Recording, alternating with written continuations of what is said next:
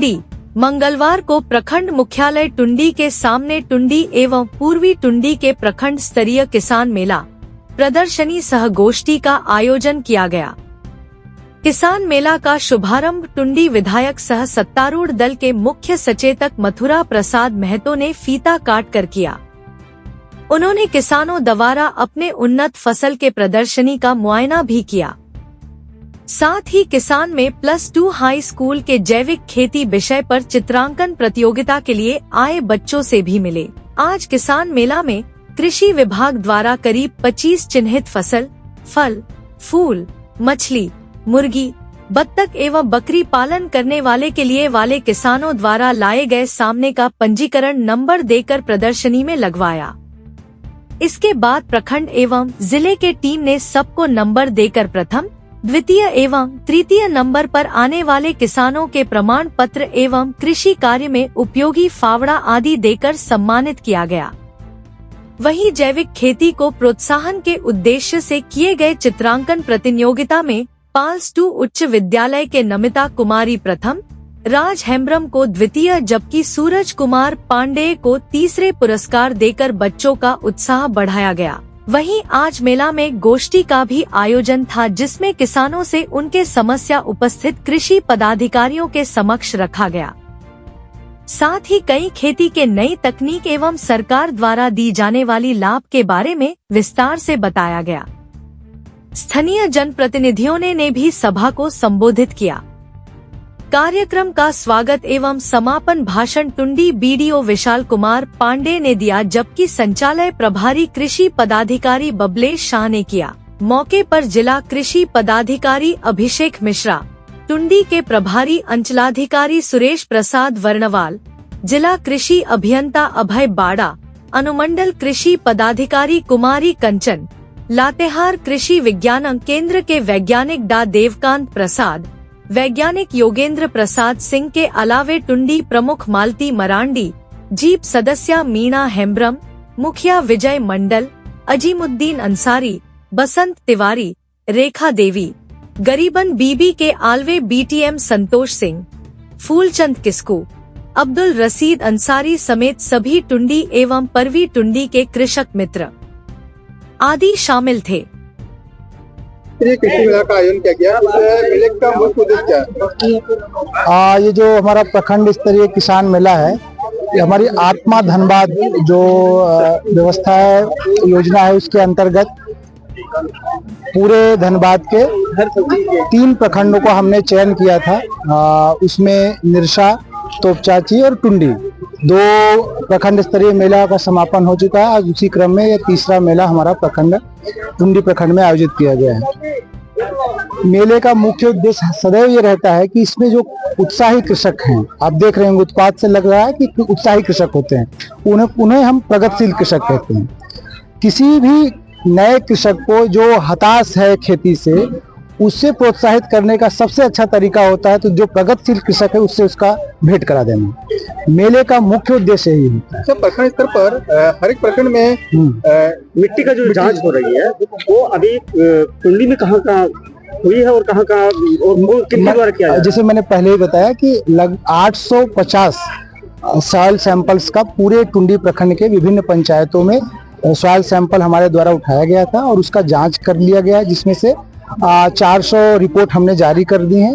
400 का एनालिसिस अभी लैब में चल रहा है। क्या ये प्रखंड स्तर पर काम हो रहा है सर? हाँ, प्रखंड नहीं, पंचायत स्तर में, क्योंकि हर एक इंडिविजुअल किसान के खेत से मृदा का चयन किया जाता है, उठाया जाता है। सबसे बड़ी किसानों का चुनौती है सर हाथियों का जो आतंक, उसमें काफी किसान हताश हो जाते हैं, उनका फसल नष्ट हो जाता है। इसके लिए सरकार क्या कृषि विभाग के द्वारा क्या कुछ मुहैया करवाया जा रही है किसानों के लिए? देखिए, इसमें मैं बार बार बोलूंगा, हाथी ही नहीं, कोई भी जानवर से जब हमें अपने फसल की सुरक्षा करनी है, उस परिस्थिति में सामूहिक खेती ही एकमात्र उसका जरिया है। अब जब आप सामूहिक खेती करेंगे तो खेती में एक व्यवस्था आती है बॉर्डर खेती, जो फसल के किनारे किनारे जो फसल के कई तरीके होते हैं। मुख्य फसल हमको बीच में केंद्रित करनी है और साइड में वो फसल केंद्रित करनी है, जिन पर स्वभावतः पशु क्या करना अटैक नहीं करता है। एक उदाहरण के लिए आप समझ लीजिए कि जैसे एक फसल होती है कुसुम, अब आप कुसुम की खेती अगर साइड में किए हुए हो और बीच में अपनी चने की खेती लगा रहे हैं तो उस पर जानवर का अटैक नहीं होगा। तो उस दृष्टि से, सामूहिक दृष्टि से हमें सोचना पड़ेगा और वैसा प्लान बनाना पड़ेगा। ठीक है, तो जानवरों की खेती के अगर बचाव करना है तो बगैर सामूहिक खेती से आप नहीं बचा सकते। घेराबंदी से आप कम से कम हाथी तो नहीं रोक सकते।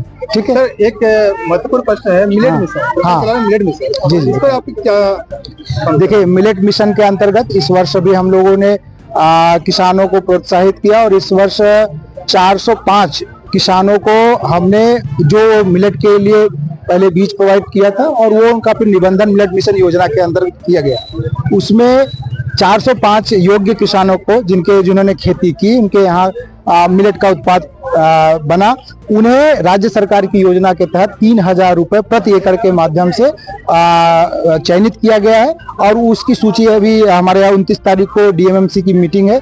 जैसे यहाँ से सूची भेजी जाएगी राज्य को, उनको 3,000 रुपए का भुगतान किया जाएगा। मेरा बार और एक एफपीओ हमारा गोविंदपुर का, वहाँ आप देखेंगे कल तो चाची के मेला में वो अपने उत्पाद लेकर आए हैं इसका मड़ुआ का। तो यहाँ के भी मेरे जेएसएलपीएस की जो टीम है, बाकी एफपीओ की टीम है, उनसे हमें ये कहना है कि आप मड़ुआ की खेती कीजिए, उसके जितने उत्पाद हैं उनके लिए हम सरकारी प्रेमाइस में कैफेटेरिया डेवलप करके उनको देंगे, वो अपने उत्पाद बेच सकते हैं। ठीक है, टुंडी प्रखंड अंतर्गत किसान उन्नत किस्म की खेती करें, इसके लिए क्या क्या आपके द्वारा प्रयास किए जा रहे हैं? ठीक है, प्रयास झारखंड सरकार के द्वारा कृषि विभाग से संबंधित पदाधिकारियों के द्वारा जो भी योजना है, जो भी कार्यशाला है, चूंकि अंतिम जो क्रियान्वयन की एजेंसी है वो प्रखंड ही होता है, पंचायत ही होता है।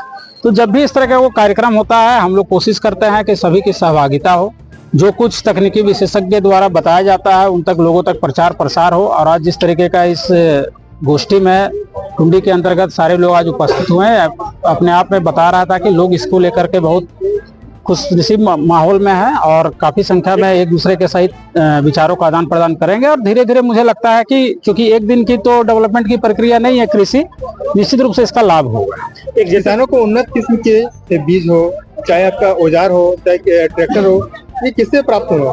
देखिए, सरकार के द्वारा जो भी बीज अब उपलब्ध कराया जा रहा है, जो कि हमारे अभी वक्तव्य में भी प्रखंड प्रभारी कृषि पदाधिकारी ने बताया, पैक्स और किसान के माध्यम से जो भी है वो उन्नत किस्म का ही है, कोई खराब किस्म का अब जो है उपलब्ध नहीं कराया जाता है।